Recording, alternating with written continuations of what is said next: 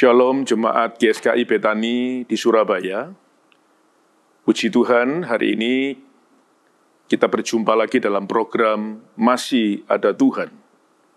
Hari ini saya akan menyampaikan firman Tuhan yang saya beri judul Apa yang dapat kita lakukan melalui doa. Di dalam pembahasan firman Tuhan hari ini, saya bagi menjadi 5 bagian.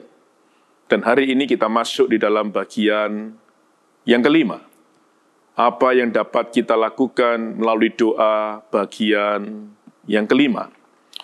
Melalui doa, kita dapat memindahkan gunung. Maksudnya gunung adalah masalah. Jadi melalui doa kita dapat mengatasi masalah. Yang pertama, seringkali di dalam Alkitab, gunung itu dipergunakan untuk melambangkan kesukaran atau masalah. Seperti dituliskan dalam Yesaya pasal 40 ayat 3 dan ayat yang keempat. Ada suara berseru-seru, persiapkan jalan di padang belantara bagi Tuhan. Ratakan jalan di padang gurun bagi Allah kita. Setiap lembah akan ditinggikan, setiap gunung dan bukit akan direndahkan. Tanah yang bergelombang akan diratakan. Jadi yang berlekuk-lekuk dijadikan datar. Jadi seringkali Alkitab melambangkan masalah, kesukaran, kesulitan itu seperti gunung. Setiap orang mungkin gunungnya berbeda-beda, atau besarnya masalah tidak sama. Tapi saya percaya melalui doa kita bisa minta pertolongan Allah, supaya bisa mengatasi setiap masalah yang ada dalam kehidupan kita. Hari ini saya berdoa bagi Bapak Ibu Saudara, apapun masalahmu, pergumulanmu, bahkan mungkin seperti gunung yang begitu besar, percayalah bahwa Allah kita lebih besar dan Dia sanggup untuk menolong kita. Kemudian yang kedua, bagaimanapun tingginya gunung itu, di hadapan Tuhan menjadi tidak berarti. Di dalam Sakaria pasal 4 ayat 6 dan 7 dikatakan, maka berbicaralah ia katanya, inilah firman Tuhan kepada Zerubabel bunyinya, bukan dengan keperkasaan dan bukan dengan kekuatan, melainkan dengan rohku firman Tuhan semesta alam. Siapakah engkau, gunung yang besar? Di depan Zerubabel engkau menjadi tanah rata. Ia akan mengangkat batu utama, sedang orang bersorak, bagus, bagus sekali batu itu. Jadi kita percaya bahwa seberapa besarnya gunung itu, seberapa tingginya gunung itu, atau seberapa besarnya masalah itu, percayalah di hadapan Allah tidak ada artinya. Saya tidak tahu Bapak Ibu Saudara hari ini sedang menghadapi masalah apa. Kalau dulu Dia pernah menolong kita, percayalah sampai hari ini Dia tetap bisa menolong kita. Percayalah bahwa Dia adalah Allah yang bisa kita andalkan, Allah yang berjanji, yang selalu menepati janjinya.